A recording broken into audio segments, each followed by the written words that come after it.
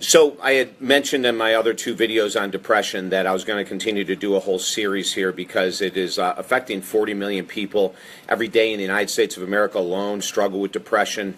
And I wanted to talk a little bit about it, about the signs of depression, the signs that I went through and the signs that so many of my clients have experienced, letting us know that something's amiss, something's wrong. We don't want to deal with it. We don't want to understand it. We don't want to ask for help. A lot of times when we are in a state of depression, the last thing we want to do is to admit it to other people.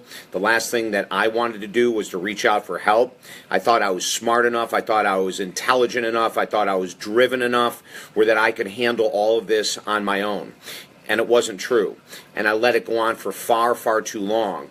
I got to the crumbling stage, the absolute deepest level of clinical depression, where suicide was the option. I obviously did not pull that trigger, but I had everything planned on how to do it. But let's back up. When we help people with depression, we put depression on a scale of 1 to 10. And when we have a scale of 1 to 10, we're going to look at number 1 is just the occasional feeling of the blues. You know, every once in a while, you just don't feel yourself. Maybe you're just overtired, you're overworked, you're overstressed, and you've got a couple days maybe linked together that you're just not feeling yourself. You know, it's just the blues. And then we go to 10, and 10 is the suicidal arena. That's where we're talking about it, at least to ourselves. We might be writing about how we want out of this world. We could be talking to other people and maybe just giving hints that we're done, we're exhausted, we can't carry on anymore. At the 10 level, we're also not only just talking about it, but we're planning it. We might be going online to Google the different ways to end our lives, and that's the most serious. Now, in between are all kinds of different areas of depression. There's also something that's very interesting called situational depression. And that can be when we lose a job and we go into a depression. I remember when my dad lost his job, you know, him and my mom, 3 young kids, and he went through a really difficult depression. But that was situational. And as soon as months later he got a job, the depression lifted, you know, it was gone. So there's sometimes when someone dies, someone that we love dies, someone passes on, maybe someone ends a relationship with us, or we end a relationship, a romantic one, or a friendship, a deep friendship, where we go into this depression. We absolutely go into the signs of depression. It could be that we get a new job and the boss or the supervisor is constantly hounding us, and we go down that pit of depression. All these different options I'm giving you, or the different methods of how we calibrate depression in the world of counseling, is something that you can go and Google online, the different signs of depression. You know, we happen to do one when we help with people. It's a scale of 1 to 10. I'm not going to go into it completely right now, but there is a scale. And when you get to the level 6, 7, and 8, man, you've got to get help. And what does that mean? Well, when a depression carries on for more than 6 months, 6 months or more, you know, that's not situational. You could understand someone dying close to you and really having a hard time with it, absolutely. And after about 4 or 5 or 6 months, you come to grips with it. You go through the grieving process, the sadness, the loss. Maybe you get help, hopefully you do, and you pop out of it. If it lasts more than 6 months, it's much more serious. And some of the signs of depression that people overlook all the time is anxiety. Isn't that interesting?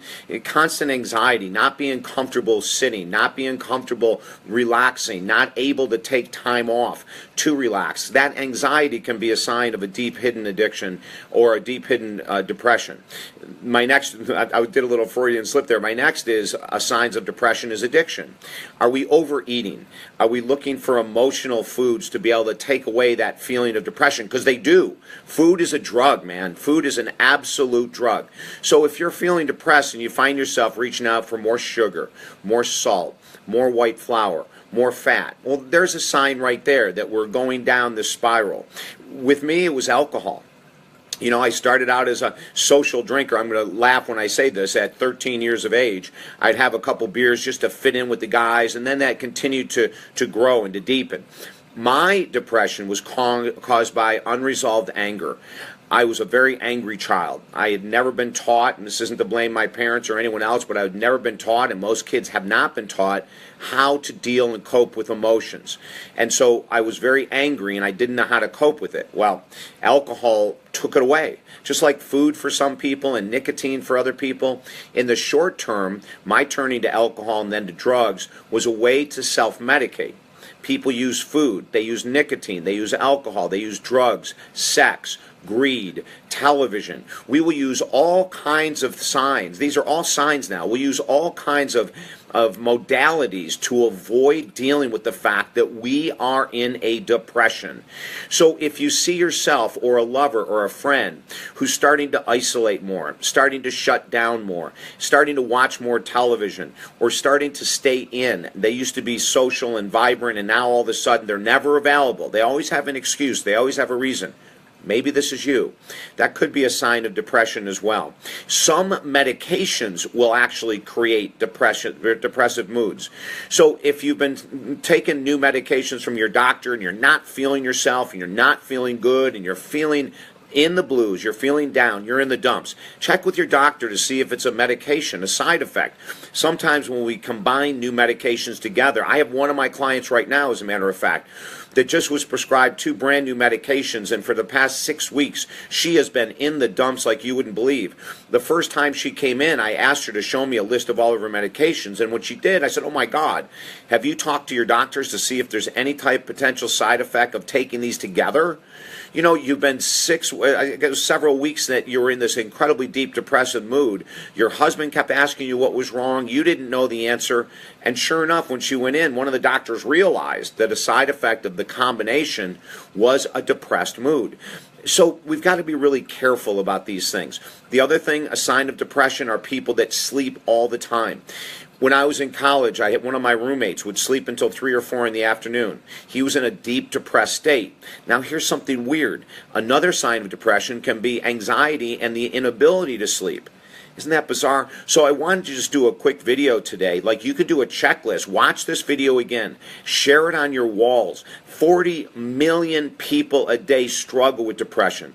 Unknowingly, because of my use of alcohol, I struggled with depression for over 25 years.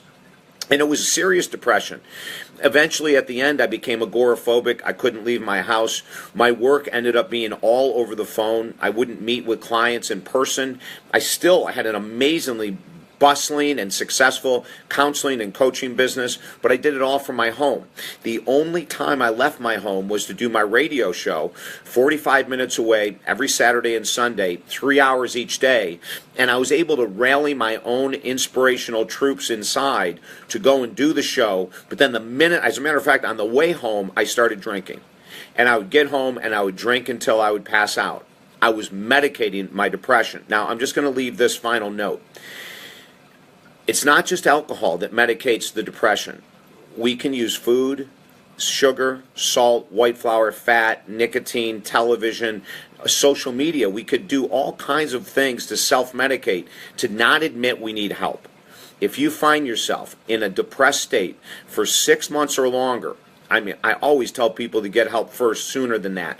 But if it has a tendency to carry on, and it's not due to situations, it's not due to because someone died or you lost your job or whatever it might be, then we really need help. If I can help you at all, email me at talkdavid.com.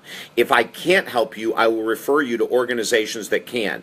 But don't try to heal on your own. That was the biggest mistake I made, man. If I look back at regrets, I have very few in life, but one of them was that I continued to self-medicate instead of raising my hand and saying, I am depressed, I am not myself, I need help. I could have and should have done it really early in my career. Now I'm here to encourage you. Please don't wait. Again, if I can help you, I'll post the website below this right here. It's talkdavid.com. Share this with family and friends. Don't sit on the sideline. Encourage. Don't give them advice because they're not going to listen to advice. But you could send them articles via email. Just don't get in their face and tell them that they need to do something unless you see them in the outrageous deep states where it does turn into suicidal thoughts. Then, yes, intervene. But otherwise, support. Share articles, share stories, share this video. Because if we can see these videos and maybe someone will watch this and see themselves in me, that could be all they need to do to reach out and to get help. Remember, 40 million Americans struggle with depression every day. Let's help them. And if this is you, let's get yourself some help, okay? You're worth it. I'm David Essel. Have a great day.